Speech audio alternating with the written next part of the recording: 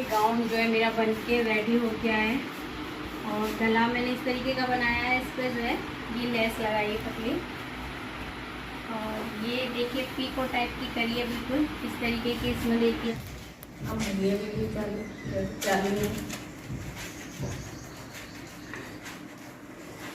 Hello guys, welcome to my new blog. Radhe Radhe, जय श्री कृष्णा। कैसे हो आप सब लोग? आशा करती हूँ आप स्वस्थ होंगे, मस्त होंगे। तो गाइस आज कल बिस्कुट थी ना, तो कल कपड़े धुए नहीं थे, तो 2 दिन के कपड़े बहुत ज़्यादा हो गए हैं, तो इन्हें धो लेते हैं।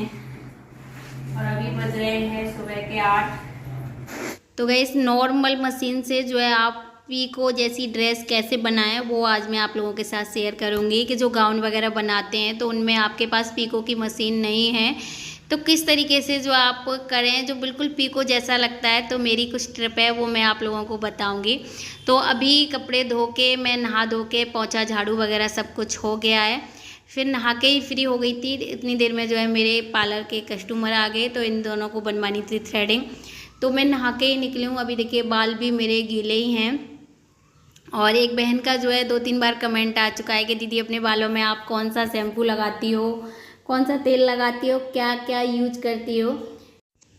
तो मेरी बहन अभी तो मैं क्या नाम है हेड एंड शोल्डर जो शैम्पू होता है उससे ही खाली धोती हूँ, और जो कोकोनट ऑयल होता है वो कभी कभार जो है लगाती हूँ, ज़्यादा कुछ मैं यूज नहीं करती। पर हाँ पहले मेरे बाल बहुत अच्छे थे, पहले भी मैंने कभी कुछ नहीं लगाया। अभी तो काट काट के आप समझिए थोड़ी जिम्मेदारी और उम्र भी उतनी उम्र के हिसाब से भी चीज़ें नहीं रहती, कहती है ना कमजोरी के हिसाब से। तो अभी मेरे बाल नहीं हैं, लेकिन किसी समय पे जब मेरे बच्चे नहीं थे ना तब मेरे बाल बहुत लंबे थे और काफ़ी जो है। तो अभी तो मैं head and shoulder shampoo use करती हूँ और कोकोनट ऑयल तेल लगाती हूँ, और पहले भी यही लगाती थी। बट ये है कि अब मैं अपने बालों की जो है केयर नहीं करती, क्योंकि आपको पता ही है मेरे पास बहुत सारे काम हैं, उन्हीं को देख लूँ। ज़्यादातर मैं अपनी केयर नहीं कर पाती नहीं अपने बालों की। लेकिन जिस समय मेरे बाल अच्छे थे उस समय की बता रही हूँ कि मेरे बालों का बढ़ने का रीज़न क्या था, बहुत अच्छे जो रहते थे। अभी आपको नहीं दिखा सकती क्योंकि वो पीछे का समय नहीं दिखा सकती, लेकिन बाल मेरे बहुत अच्छे थे, बहुत ज़्यादा। तो मेरी भाभी और मेरी मम्मी जो है बहुत अच्छे से तेल लगाती थी बालों में, और गो के जो है चोटी बनाती थी। तो इस वजह से मेरे बाल बहुत अच्छे रहते थे, ना ही तो फटते थे, बहुत ही सॉफ्ट रहते थे, मतलब बहुत अच्छे बाल थे मेरे किसी समय में। अभी नहीं है गाइस, क्योंकि अभी सब हालात के हिसाब से सब ख़त्म हो जाता है। तो अभी बाल वगैरह मेरे सब ख़त्म हो गए हैं। तो अगर आपको बाल अच्छे करने हैं तो आप अच्छे से ऑयल डालिए, दिन में नहीं डालते हो तो रात में डाल के अपने बालों को तेल डाल के छोड़ दीजिए और दिन में वॉश कर लीजिए। पर तेल बहुत ज़रूरी है, लेकिन आजकल क्या है कि तेल बिल्कुल नहीं डाल रहे बालों में, तो बिना तेल के बाल ड्राई हो जाते हैं, फिर जो है टूटते हैं। तो अगर आपको भी बाल अच्छे रखने हैं ना अपने, तो तेल बहुत अच्छे से डालिए। अभी तो मैं नहीं कर पाती गाइस, बेकार मैं आपसे झूठ बोलूँ बालों की केयर। पर जब मेरी शादी नहीं हुई थी तो मेरी भाभी बहुत अच्छे से अपने हाथ से जो है तेल डालती थी, और मेरी मम्मी, मतलब मैं अपने आप कभी कुछ नहीं करती थी। मेरे बालों का चोटी बनानी है तो मम्मी भाभी, और तेल डालना है तो, क्योंकि बहुत ज़्यादा हैवी बाल थे मेरे, तो मुझसे खुद होता नहीं था, इतने मतलब हैवी थे, आप समझ जाइए कि मुझसे अपने आप मेरी चोटी भी नहीं खुलती थी, इतने ज़्यादा हैवी बाल थे मेरे। लेकिन अभी नहीं है।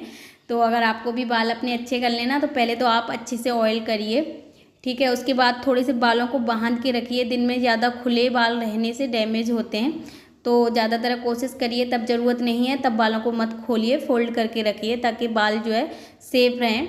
और खुले से डैमेज होते हैं, और अगर ऑयल नहीं करते बालों में तो ड्राई होते हैं बाल, फिर जगह जगह से टूटते हैं, और स्केल भी जो है फ्यास वगैरह हो जाती है, ठीक है। तो उससे भी जो है बाल अंदर जड़ में से निकलते हैं। तो आप बस मैं इतना ही जानती हूँ कि आप ऑयल बहुत अच्छे से करिए। तो अगर आपने ये वीडियो देखी है तो आपका 2-3 बार कमेंट आ चुका है, आपको आपके कमेंट का जवाब मिल गया तो आप कमेंट में ज़रूर बताना, ठीक है। उसके बाद गाइस यहाँ थ्रेडिंग वगैरह मैंने कर दी थी, और तन्वी मुझे छोड़ के कहीं जा रही है 2 दिन के लिए, तो मुझे बहुत मतलब अंदर से दुख सा हो रहा है, क्योंकि तन्वी मुझे छोड़ के कहीं नहीं जाती। मैं तन्वी कहीं मतलब जाते हैं तो मैं तन्वी को साथ लेके जाती हूँ, लेकिन आज पहली बार जो है तन्वी मुझे 2 दिन के लिए छोड़ के कहीं जा रही है अपने पापा की नानी के यहाँ। इसकी मम्मी और ताई जा रही हैं, तो कहने लगी मम्मी मुझे भी जाना है शादी में, तो अपनी बड़ी मम्मी के साथ जो है ये शादी में जा रही है। तो 2 दिन मैं पता नहीं कैसे रहूँगी इसके बिना, क्योंकि इससे मैं बिल्कुल भी अलग नहीं रह पाती। इससे मुझे सबसे ज़्यादा लगाव है अपने घर में। अपने पति बेटे से उतना नहीं है जितना इससे है। इसके बिना मुझे अजीब सा लगता है बहुत ज़्यादा। तो ये जा रही है शादी में, तो मैंने इसको विदा कर दिया है गाइस। बहुत मन उदास सा हो रहा था कि 2 दिन तन्वी के बिना कैसे काटूंगी, पर कोई नहीं, 2 दिन काट लेंगे कभी कभी बच्चों की खुशी के लिए। अभी तो 2 दिन के लिए गई है। मैं सोच के परेशान हो गई थी कि जब शादी होगी तब जाएगी, तब मैं कैसे मतलब अपने आप को संभालूंगी। तो एक माई जानती है कितनी बड़ा कलेजे पे पत्थर रखती है अपनी बेटी को विदा करके। आज मुझे एहसास हुआ उस चीज़ का। तो कोई नहीं गाइस, उसके बाद मैं आ गई हूँ दुकान में तन्वी को विदा करके। और बारिश भी पड़ी थी आज हमारे यहाँ। तो अभी बनाना है मुझे काला वाला गाउन, जो कल नहीं बना पाया था रात की वजह से। और मुझे लग रहा है आज फिर ना रात हो जाए, क्योंकि दिन में टाइम मिला ही नहीं है। करीबन 4 बज गए हैं, तो मैं 4 बजे से बनाने बैठ गई हूँ। दिन में कस्टमर वगैरह आते रहते हैं, नहीं टाइम मिल पाता। क्योंकि काले कपड़े में ना बहुत ज़्यादा आँखें गड़ानी पड़ती हैं। रात जब हो जाती है ना, कोई वैसा कपड़ा होता है तो उसमें इतनी आंखें नहीं गड़ानी पड़ती हैं, और काले कपड़े में दिखता नहीं है तो बहुत ज़्यादा सर मतलब आंखें बिल्कुल गड़ा के, बहुत प्रेशर पड़ता है आंखों पे, तब जाके इसकी सिलाई हो पाती है। तो गाइस मैं कोशिश करती हूँ कि रात में जो है काले कपड़े में सिलाई ना करूँ, क्योंकि मुझे खुद लगता है कि बहुत ज़्यादा प्रेशर होता है, आँखों पर पड़ता है, बहुत मतलब दिक्कत दुगनी होती है।